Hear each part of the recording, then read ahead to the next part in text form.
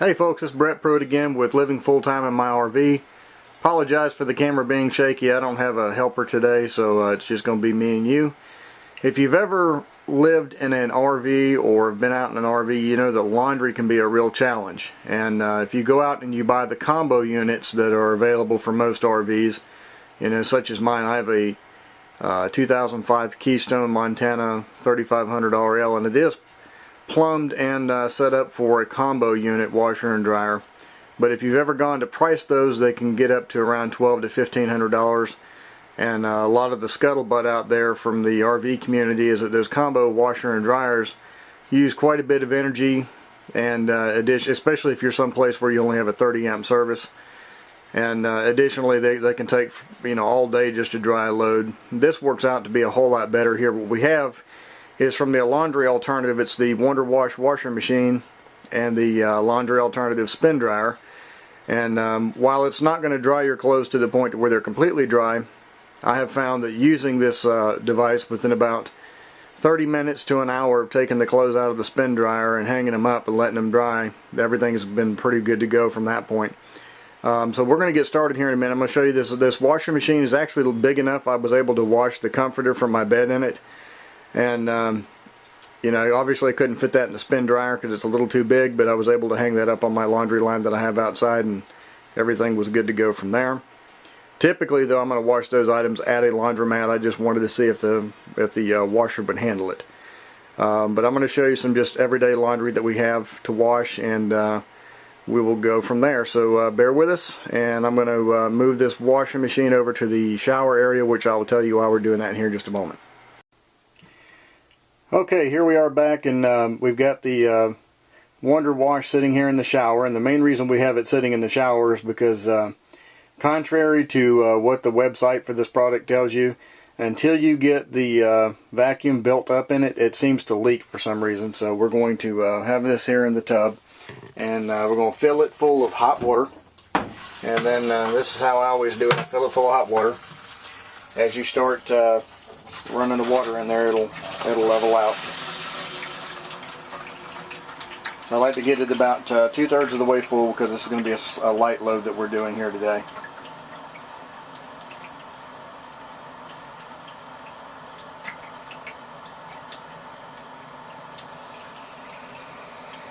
Once it gets full, we're going to put some laundry detergent in. So what I'm going to do is I'm going to cut away for a moment, and we'll come right back to this once we get the laundry detergent in and get it set up. Okay, we're back, and now what we're going to do is we're going to put this lid on. Now we've got we got some whites in there. First thing you got to do is you put the lid on. This helps to build the vacuum in the machine, and it'll leak a little bit until this vacuum gets set up from time to time. But once you get the lid on, you make sure it's good and tight, and then you're going to just turn the laundry like so, and you can hear the vacuum in there. Sometimes you just tighten it a little bit more.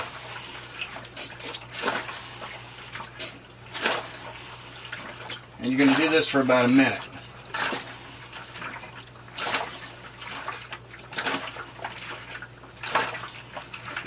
And sometimes what I like to do is I'll bring it in and stop, and then I'll turn it the other direction for about a minute.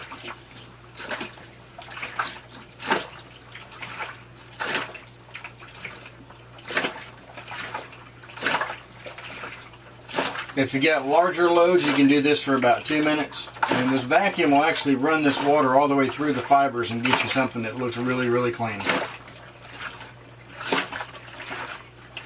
Alrighty. So now what we do is we take the pipe that comes with it, and underneath here there's a little area for a drain. You just plug the pipe in and release the pressure from the lid.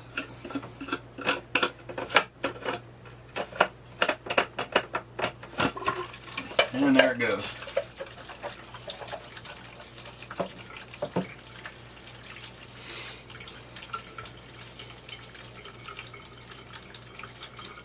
So you'll let this drain, and then for your rinse cycle you'll just put more hot water in there once you get it drained out, and then turn it again for about another minute or so, and it will rinse all the detergent out. This is another main reason I like to have this in the bathtub, because it's just a whole lot easier to work with. if you got it in a bathtub or in a shower. You know, you can pick the clothes up and, you know, let it drain a little bit more. Another quicker way you can do this as well if you want more water to come out. This is how I do it. I just grab the clothes, hold on to them, I just dump all the water out. Okay. Then I stick my handy dandy shower head in. This time I use cold water for the rinse.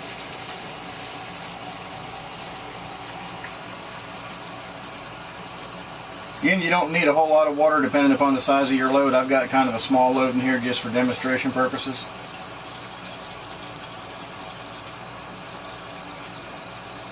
This is how I do my laundry. I do it about every couple days. If it starts backing up, I go to the laundromat just because it's a lot easier there, even though it does take more time.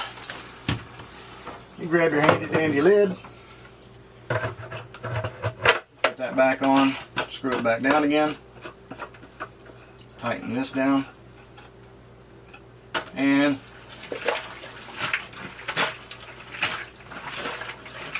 that's about a minute. Again, we release the pressure, take the lid off, and we're going to tilt it over and let the water out.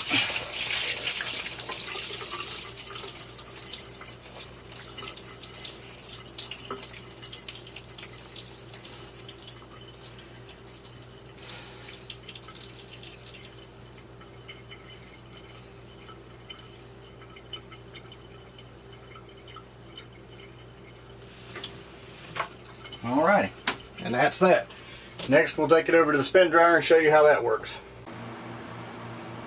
Alrighty, now it's time to dry our clothes, and one of the first things we got to do is there comes an couple of extra parts with this machine here. Basically, you've got your you've got this plastic piece here, which essentially keeps the clothes near the bottom of the spin dryer, keeps them from basically shooting up and popping up on the lid and possibly falling down inside the dryer. And then you've got your hose, extra extension for your drain hose. So the first thing we're going to do is we're going to take and plug up the extension to the drain hose. Bear with me while I play with this camera, because like I said, I ain't got a helper today. Okay, so we plug that in, we just leave that in the kitchen sink as is. Alright, then next what we're going to do is we're going to come over here and we're going to plug that into the wall. We're going to take our wet clothes, and what I always like to do is over sink, kind of get them a little bit out. We're going to drop that down in there, as you can see, trying to make sure that they're as balanced as possible so we have a balanced load, because what we don't want is to have an unbalanced load, otherwise the spin dryer won't be as effective.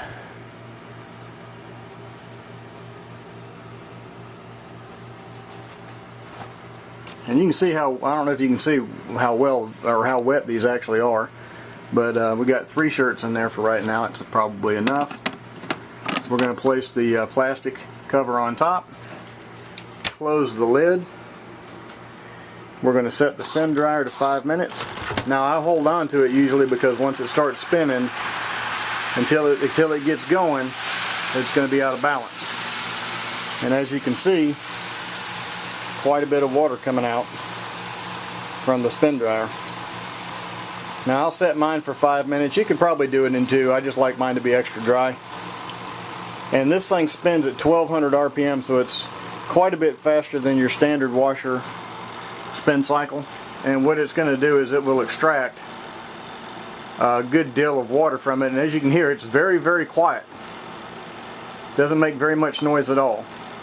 But my recommendation is the beginning of the cycle and the end of the cycle, always hold on to the edge of the dryer, because it will tend to rock around quite a bit. So we're going to pause here. We'll come back when it's over so you can see what the clothes look like.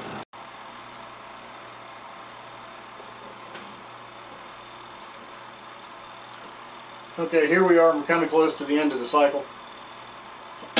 Again, I apologize. I'm sure the camera's tilting because I'm having to use that little crappy tripod that I got. But at any rate, it's going to work for what we need to do.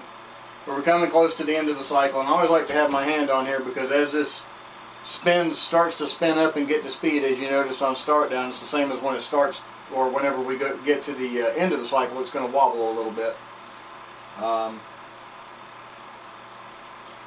here we come. Should be stopping any moment now.